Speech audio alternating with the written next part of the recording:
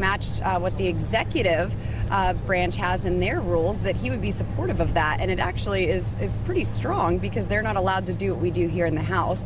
And so I think that the Speaker is certainly considering that, matching what the executive branch rules are for trading stocks. And then we'll work through that. We were promised that we would not be left out of the negotiations and the communication and the process of this bill, because really that's what we mostly have a problem with when bills come to the floor. It's the actual process. That's what I fought with during the Speaker's fight in 23 with Kevin McCarthy. We wanted the process to be correct. We wanted there to be regular order. We wanted more member involvement and engagement, and to empower members of Congress to have a say on legislation that we're voting on. That's why these closed rules piss me off so much. I fought to have open amendments on the House floor, and I understand to some degree restricting some poison pills, but I mean, this is just absolutely absurd when every rule that comes to the floor is closed and we don't get to offer input from our districts and the constituents that we represent to the language of the bill. And so in the process of banning stock trading, we want to be a part of that, and it's really important to us, and it's important to the people back home.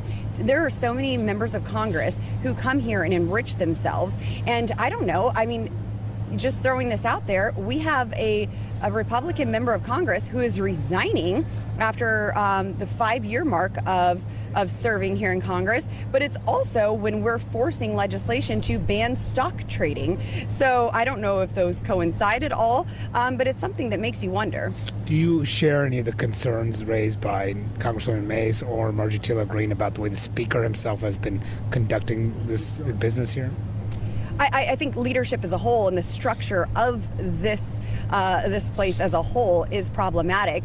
I wouldn't say that it's unfair to women or anything like that. I mean, I've heard some dramatic terms that are thrown out, but I don't disagree that the process is broken, and that's something that I have fought to change, to get fundamental changes here in the House of Representatives to empower members to represent the people and to fulfill our promises that we make back home. There are so many promises made that aren't kept, and mostly it's because we aren't allowed to keep them.